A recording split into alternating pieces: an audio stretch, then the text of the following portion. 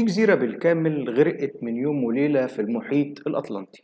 الأساطير حواليها كترت من مئات السنين، ولكن الأسطورة بتتحول لحقيقة مع أول قطعة أثرية بتخرج من قاع البحر عشان تعلن للناس عن اكتشاف مذهل محدش قدر يوصله قبل كده. الجماعة الفرنسيين لما جم مصر كانوا عايزين يكتشفوا كل حاجة تقريبا من آثار وكنوز، ورغم انه احتلال بقيادة نابليون بونابرت إلا إنه كان منبهر بعظمة أم الدنيا والآثار اللي فيها في كل مكان. ومن هنا تم توجيه الباحث الفرنسي جاستون جوندي لإجراء أول مسح بحري لميناء الإسكندرية لمحاولة اكتشاف أي حضارة كده ولا كده. المهندس لاحظ منشآت تحت المية وما قدرش يعمل أي مسح إضافي أو يستخرج أي حاجة، وقرر إنه يطلع من الموضوع بانتصار شخصي في كتاب المواني الغارقة في جزيرة فارس القديمة. إيه بقى اللي حصل بعد كده ولقوا إيه في المدن الغارقة وفين مكانها بالظبط وإيه اللي موجود فيها والسر اللي خلاها تغرق من الأساس، وهل ليها علاقة بأطلانتس أو هرقليون ولا هي إرم ذات العماد التي لم يخلق مثلها في البلاد؟ أسئلة كتيرة جدا هنجاوب عليها بعد شوية. وقبل ما نبدأ بنطلب منكم الدعم بلايك وشير وسبسكرايب، وما تنسوش في التعليقات تقولوا لنا رأيكم. أنا محمد فرج وانتوا دلوقتي في حياة زمان.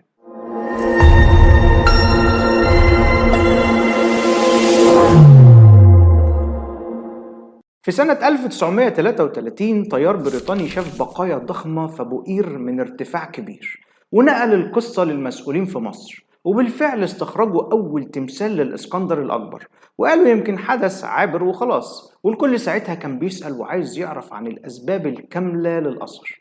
وفجأة وبدون سابق إنذار دخلنا في استعمار جديد والبحث اتوقف شويتين تلاتة. وفي عز المعمعة وفي سنة 1961 جه الأستاذ كمال أبو السعادات اللي اكتشف كتل كبيرة من القطع اللي سلمها للمتحف. مصلحة الآثار طلعت تمثالين، واحد فيهم للملكة إيزيس، والبحرية الفرنسية شاركت في القصة على أمل إنها تلاقي أي حاجة عن آثار الحملة الفرنسية اللي تم القضاء عليها في البحر. فجاب بالفعل واستخرجت الأسلحة المختلفة من البحر بعد القضاء على جزء كبير من الفرنسيين هناك. ايه هو وصف المدينة الأسطورية وتاريخها؟ علماء الآثار لما دوروا بعد ظهور التقنيات الحديثة اكتشفوا مدينة كاملة تحت المية في الإسكندرية، وبيقولوا إنها غرقت بين القرنين السادس والسابع بعد الميلاد، وقالوا إن اسمها هرقليون أو إيراقليون. وصفها بيتشابه مع الكتابات العجيبة للمؤرخ اليوناني هيرودوتس في القرن الخامس قبل الميلاد عن المعبد الضخم اللي تم بناؤه في العصر اللي وصل فيه البطل هرقل لأول مرة في مصر. ولما وصفها قال عليها إنها كانت رمز للجمال ومكان أثري رهيب بيجيله الناس من كل حتة علشان يشوفوا روعة المعمار والبناء. داخل البحر كان في تماثيل وأعمدة كبرى وضخمة لمدينة بالكامل يبدو إنها اتعرضت للطوفان العظيم، بالإضافة إلى تماثيل بتشبه الحضارة الفرعونية على اليونانية، وعلى رأسها تمثال بيشبه تمثال رمسيس الثالث، وعملات ذهبية وفضية بترجع لعصر البطالمة، ومقتنيات غاية في الجمال والروعة والرعب في نفس الوقت.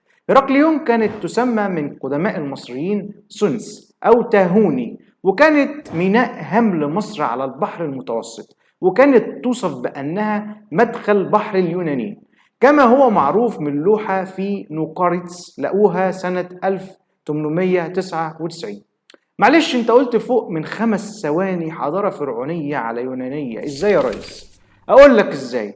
باختصار احنا قدام حدث تاريخي وحضارة كبيرة، فالباب مفتوح لكل الآراء. في رأي غربي مع الأصوات المعتدلة بيشرح وجهة النظر الخاصة بأن الحضارة اليونانية اتأثرت جدا جدا بالحضارة الفرعونية القديمة، وإنها اقتنت العديد من التماثيل والحاجات الخاصة بالفراعنة على أرضهم.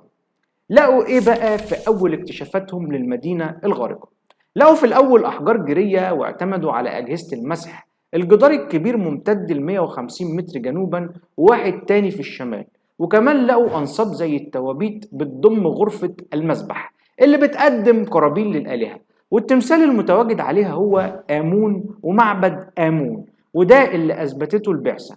كمان في تماثيل عملاقة المية ما قدرتش تغيرها ولا تفتتها، وتماثيل لملوك مصر في عصر البطالمة، ولوح تذكاري ذهبي للبطل الأسطوري هركليز. كمان المدينة كان ليها أهمية دينية بسبب المعابد والمذابح وتقديم القرابين فيها.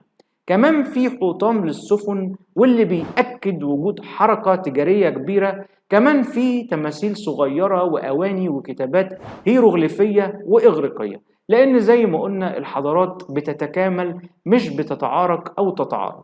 الحجر الأسود المشهور اللي وجدوا عليه رموز هيروغليفية بتقول إنه بيفرض ضرائب على السفن الأجنبية اللي جاية من الخارج. وبتأكد النقوش كمان إن هركليون وسنيوس حاجة واحدة مش حاجتين، اسمها هركليون عند الإغريق وسنيوس عند المصريين. جت منين نظرية هركليون وعلاقتها بإرم ذات العماد؟ رغم ان الدكتور زاهي حواس قال ان موضوع عدو ثمود مازال بيمثل لغز كبير لعلماء الاثار، الا ان الجميع بيحاولوا يربطوا بين المواقع اللي فيها جبال الجزيره العربيه بان هي موطن عدو ثمود، وان العثور على بعض المواقع في جنوب اليمن ممكن انه يمثل تاكيد على ان ثمود كانوا هناك، وده بعد ظهور الكتابات الثموديه. ولكن مازال قوم عاد وعمالقتهم بيمثلوا لغز حائر لم يتم الكشف عنه بعد بشكل دقيق أو حاسم. البعض ربط بين وجود المعمار الهائل وبين مدينة إرم وبين الأعمدة الضخمة الموجودة داخل البحر والعمران غير الطبيعي بإنها المدينة الرهيبة والرائدة في الارتفاعات الشاهقة اللي ما توصفش زيها قبل كده. ولكننا هنا وعلى مسؤوليتنا بننفي العلاقة بين إرم ذات العماد وعلاقتها بأطلانتس المصرية أو هركليون الغارقة في الإسكندرية، لأن رب العزة قال في محكم التنزيل بالقرآن الكريم: أما ثمود فأهلكوا بالطاغية وأما عاد فأهلكوا بريح صرصر عاتية سخرها عليهم 7 ليال و8 أيام حسوما فترى القوم فيها صرعى كأنهم أعجاز نخل خاوية فهل ترى لهم من باقية؟ الأبحاث الغربية رأيها إيه في الموضوع ده؟ فريق تابع لقناة ناشونال جيوغرافيك متخصص في البحث عن الأثريات من جامعة هارتفورد في 2011 ادعوا إنهم لقوا دليل على وجود أطلانتس جنوب غرب الأندلس، وده بعد ما دوروا بالأقمار الصناعية والرادارات اللي في الأرض والتقنيات الموجودة تحت المياه. المهم، الفريق قال إن المدينة بتقع تحت منطقة مستنقعات حديقة دونا آنا اللي كانت عبارة عن خليج في العصور القديمة. الفريق في النهاية قال النتيجة بعد عثورهم على أنماط دائرية منتظمة تحت السطح، وده بيعبر عن وجود تيارات مائية أسفل المنطقة. والكلام ده بيتماشى مع اللي قاله أفلاطون بإن في معبد مستطيل الشكل في وسط الجزيرة. فالفريق بالكامل عمل إسقاط على الشكل الخاص بالمربع في الوصف والتيارات اللي بتشبه تشبيه أفلاطون عن المدينة المفقودة. البعض التاني رابط أطلانتس بمثلث برمودا، ودي النظرية اللي اتبناها كاتب اسمه دونيلي. كمان شارلز بيرتريز قال إن أطلانتس قدام جزر البهاما ولكنها اختفت في مثلث برمودا. كمان بعض الأشخاص اللي بيأيدوا النظرية دي قالوا إنهم حاليا لقوا جدران أسفل الساحل البيميني، ووصلوا إلى إن مجموعة من الأشكال الطبيعية اللي بتتشابه مع المؤرخين اللي وصفوها في أطلانتس بتتماشى في وصفها مع المنطقة دي. إزاي اختفت مدينة هركليون؟ موقع جريك ريبورتر قال إن المدينة انهارت بسبب مجموعة من الزلازل والأعاصير وارتفاع في منسوب المياه وهبوط أرضي كمان حاوط المكان كله، ونتج عن كل ده تسونامي كبير جدا، وده حصل في نهاية القرن الثاني قبل الميلاد. جت الفيضانات شديدة جدا وأدت لانهيار المباني الأثرية في المياه، واللي فضل عايش من اللي اتبقوا من المدينة من العصر الروماني وبداية حكم العرب. وفي القرن الثامن الميلادي غرقت المدينة بالكامل وأصبحت هركليون المتواجدة بالقرب من أبو قير في الإسكندرية، ولسه عروس البحر الأبيض المتوسط مخبينا إيه كمان يا ترى. اسفين اننا طولنا عليكم، ما تنسوش تقولوا لنا في التعليقات رايكم في حكايه الاسبوع وتدعمونا باللايك للفيديو عشان يوصل لاكبر عدد ممكن من عشاق الزمن الجميل. فريق عمل حياه زمان يتشرف بمتابعتكم على صفحتنا على الفيسبوك حياه زمان واستوديو حياه زمان، ولو بتشوفونا على اليوتيوب اعمل سبسكرايب ولايك، ولو عجبتكم الحلقه ما تنسوناش في الدعم والشير. سلام عليكم ونشوفكم دايما على الف خير.